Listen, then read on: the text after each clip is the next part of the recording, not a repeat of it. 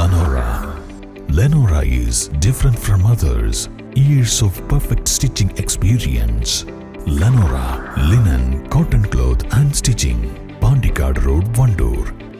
മൂത്തേടം പനമ്പറ്റയിൽ ടാപ്പിംഗ് തൊഴിലാളിയായ യുവാവിനെ വെട്ടിപ്പരിക്കേൽപ്പിച്ച കേസിൽ പ്രതി പിടിയിൽ. അയൽവാസിയായ വട്ടിപ്പറമ്പത്ത് ഷമീൽ ബാബുവിനെയാണ് എടക്കര പോലീസ് അറസ്റ്റ് ചെയ്തത്.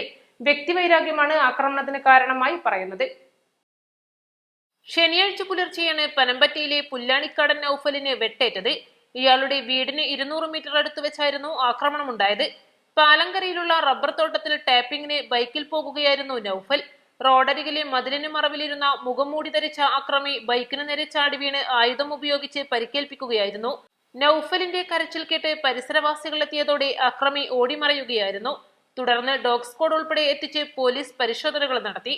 ആദ്യ ദിവസം തന്നെ പ്രതിയെക്കുറിച്ച് സൂചനകൾ ലഭിച്ചിരുന്നു. നൌഫലിന്റെ വീടിന്റെ പിറകുവശത്താണ് പ്രതി ഷമീൽ ബാബു താമസിക്കുന്നത്. വ്യക്തിവൈരാഗ്യമാണ് ആക്രമണത്തിന് കാരണമെന്നാണ് ഇയാൾ പറയുന്നത്. എടക്കര പോലീസ് ഇൻസ്പെക്ടർ എസ് അനീഷിന്റെ നേതൃത്വത്തിൽ പ്രതിയെ സംഭവ സ്ഥലത്തെത്തിച്ച് തെളിവെടുപ്പ് നടത്തി.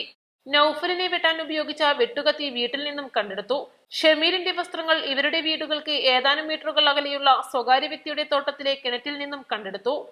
East live, Edakkara.